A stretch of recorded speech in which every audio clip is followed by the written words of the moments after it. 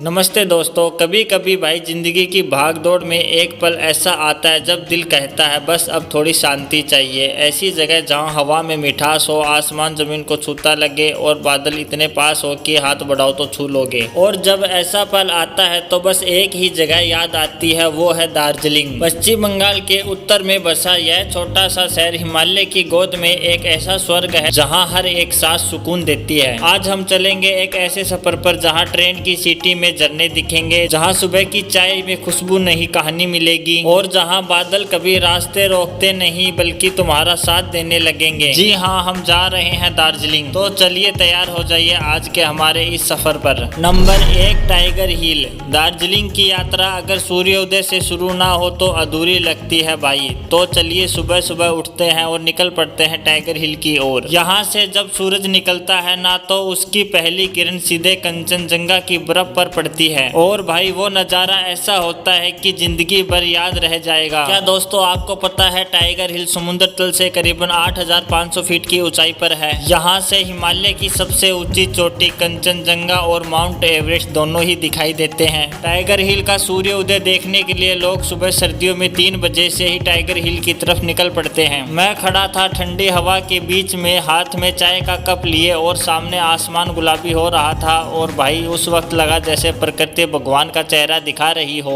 Number 2, Darjeeling Himalaya railway toy train. आप अगर दार्जिलिंग आए तो टॉय ट्रेन की सवारी न की तो मानो सफर अधूरा रह गया। ये कोई आम ट्रेन नहीं है भाई, ये संवेदनाओं की पटरियां हैं। क्या आपको पता है दार्जिलिंग हिमालय रेलवे को यूनेस्को विश्व धरोहर का दर्जा मिला है। ये ट्रेन 1881 में चालू हुई। इसका रूट न्यू जलपाईगुड़ी से दार्जिलिंग तक लगभग 88 किलोमीटर है। पूरी यात्रा में ट्रेन 873 छोटे छोटे मोड़ काटती है। जब ये छोटी सी ट्रेन पहाड़ों के बीच में मुड़ती है ना तो ऐसा लगता है जैसे वक्त कहीं रुक गया हो। खिड़की से जाकर देखिए चाय के बगान, झरने और मुस्कुराते हुए लोग, यही है भाई असली दार्जिलिंग। नंबर 3, चाय के बगान। दार्जिलिंग को चाय की रानी क्यों कहा जाता है, इसका जवाब तभी मिलेगा जब आप इसके टी गार्डन में चलोगे। दार्जिलिंग की चाय दुनिया भर में मशहूर है। इसे ब्लैक गोल्ड भी कहा जाता है। यहाँ लगभग 80 से अधिक चाय के बगान हैं। सबसे प्रसिद्ध है हैप्पी वैली टी एस्टेट, मक्काई बारी और अम्बुटिया।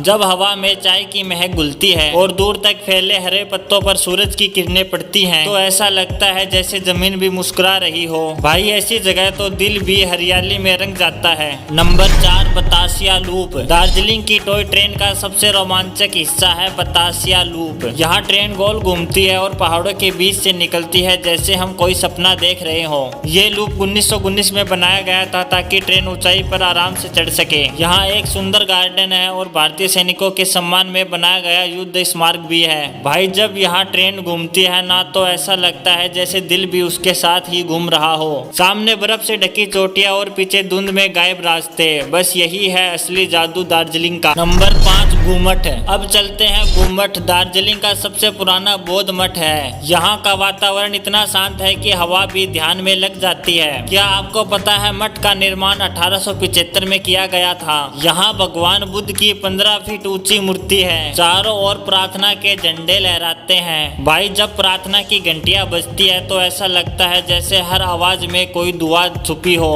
दार्जिलिंग सिर्फ खूबसूरत ही नहीं है, ये आत्मा को भी छू जाता है। नंबर 6, पांडाजा नायडू प्राणी उद्यान, जिसे दार्जिलिंग जू भी कहते हैं। दार्जिलिंग में एक और खास जगह है पांडा नायडू हिमालय प्राणी उद्यान। ये दुनिया का सबसे ऊंचाई पर बना चिड़ियाघर है। क्या आपको पता है यहाँ हिम तेंदुआ, लाल पांडा और तिब्बती भालू जैसे दुर्लभ जीव भी पाए जाते हैं। 67 एकड़ में फैला यह उद्यान 1958 में स्थापित किया गया था। भाई जब लाल पांडा को पेड़ पर खेलते हुए देखते हो ना तो ऐसा लगता है जैसे किसी कार्टून की दुनिया में आ गए हो। यही है दार्जिलिंग का सुंदर चिड़ियाघर। नंबर 7, पिस पंगोड़ा।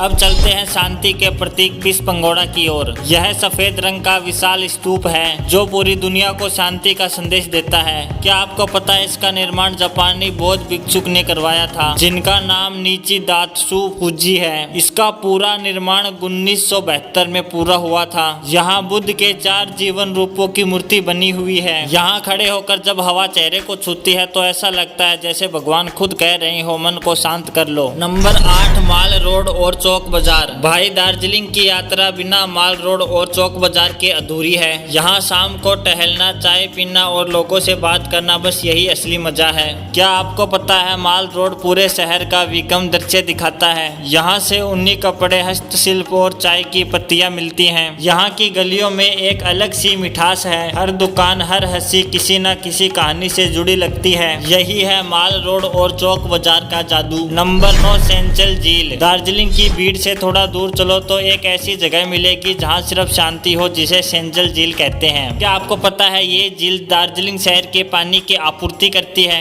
इसके आसपास सेंचल वन्य जीव अभ्यारण्य भी है। भाई यहाँ बैठकर झील में बादलों की परछाई देखना ऐसा लगता है जैसे आसमान जमीन पर उतर आया हो। नंबर 10, दार्जिलिंग की रात। शाम ढलते ही दार्जिलिंग किसी पूरी कथा में बदल जाता है। सड़कें रोशनी से जगमग और हवा में ठंडक हो जाती है जो दिल को छू जाती है। दूर से सुनाई देती है ट्रेन की सीटी और कहीं से आती है बांसुरी की धुन। बस यही है दार्जिलिंग की रात। दार्जिलिंग कोई जगह नहीं है भाई, ये एक एहसास है जहाँ बादल भी मुस्कुराते हैं और हवा भी बातें करती है। यहाँ की हर सड़क और हर मोड़ एक कहानी कहती है। जब वापस नीचे उतरते हैं तो ऐसा लगता है जैसे दिल का कोई हिस्सा वहीं रह गया हो। दार्जिलिंग सिर्फ देखने की नहीं बल्कि महसूस करने की जगह है, क्योंकि भाई एक बार जो यहाँ आया वो इस पहाड़ी शहर को जिंदगी भर कभी नहीं भूल पाया। बस दोस्तों यही था आज का हमारा दार्जिलिंग का वीडियो। अगर आपको मेरा वीडियो पसंद आए तो वीडियो को लाइक एंड चैनल को सब्सक्राइब जरूर कीजिएगा। धन्यवाद।